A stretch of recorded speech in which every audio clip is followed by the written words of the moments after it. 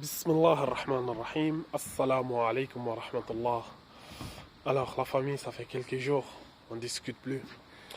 Vous voyez tous la situation qui se déroule dans mon pays, au Burkina Faso, le pays des hommes intègres.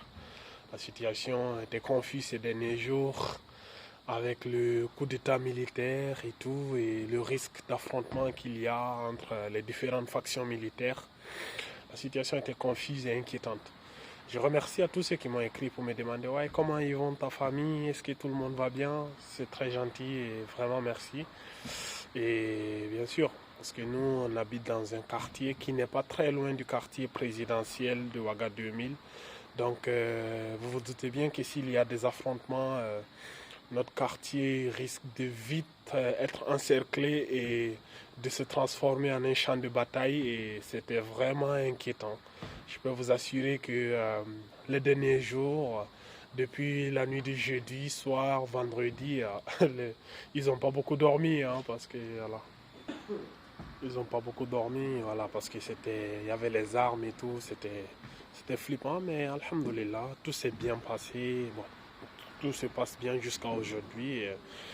Tout le monde est, tout le monde est sain et sauf, et voilà.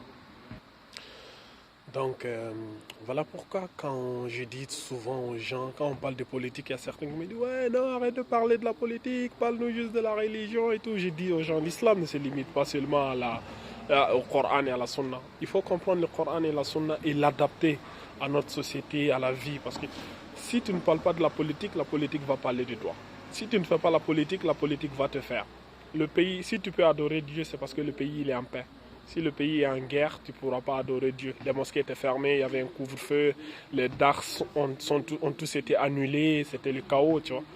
Donc la politique joue un grand rôle. Donc à ne pas négliger, à comprendre. Un musulman doit avoir une culture générale qui est vaste et comprendre le monde qui l'entoure, tu vois. Et essayer de tirer son épingle du jeu, voilà. Essayer d'avoir un esprit de discernement. Il ne faut pas être un suiveur mouton aussi, tu vois. Mais il faut comprendre le monde qui t'entoure. Donc c'est ça. Donc voilà, quelqu'un d'intelligent disait, en parlant du Burkina Faso, il disait que le Burkina Faso, son passé n'est pas simple, son présent n'est pas indicatif et son futur est dans le conditionnel. Il a très bien résumé l'histoire de ce pays. Donc, mais moi personnellement, ayant vécu dans ce pays, ayant traversé des crises, notamment en 2014, la chute de Blaise Compaoré en 2015, les coups d'État, les putsch et tout, je sais que la situation finit toujours par se régler et Dieu finit toujours par mettre sa main, sa baraka pour voilà, sauver ce pays. Et je ne doute pas que cette situation-ci va vite se régler et que, Inch'Allah, tout va rentrer dans l'ordre et que le pays va reprendre le chemin vers le succès, le chemin triomphal, comme on le dit dans notre hymne national. Donc, tout ce que j'ai à dire, c'est que Dieu bénisse le Burkina Faso.